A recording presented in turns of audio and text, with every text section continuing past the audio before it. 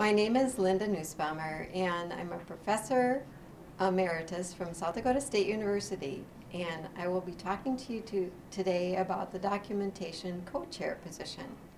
That co-chair works at the beginning of the site visit, and ultimately the co-chair's responsibility is to complete the final visiting team report of the VTR that will be sent to the CETA office.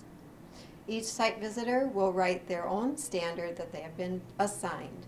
The information for each standard will be based on the copious notes that have been taken as they're looking for evidence.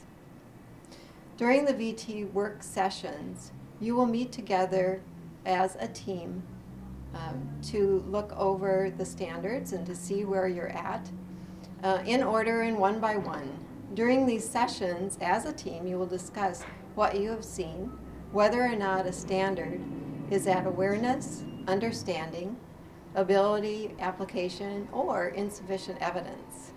Some of the things to note would be to be sure that request for more evidence is given to the program where more or insufficient information is needed.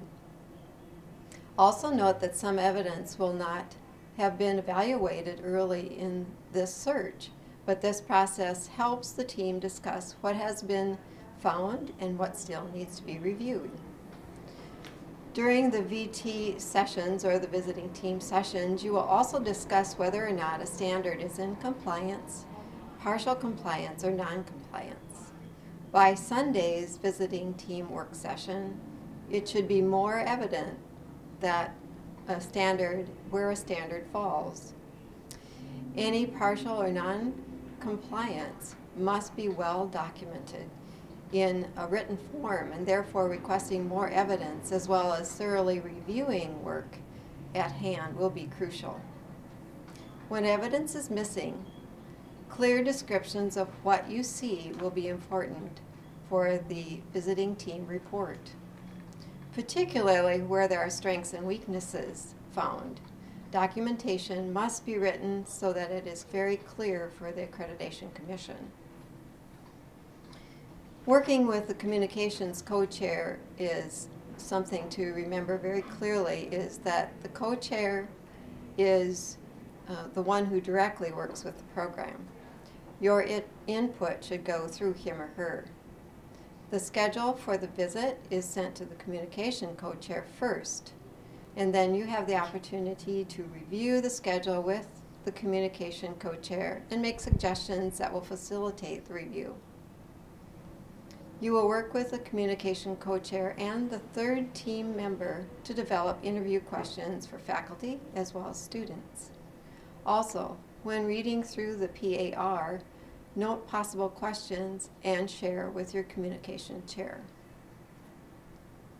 The editing memo is something that's sent to you after the communication or the Accreditation Commission has a chance to review, and you will coordinate with your team and respond to this editing memo, and it is your responsibility to work with this document.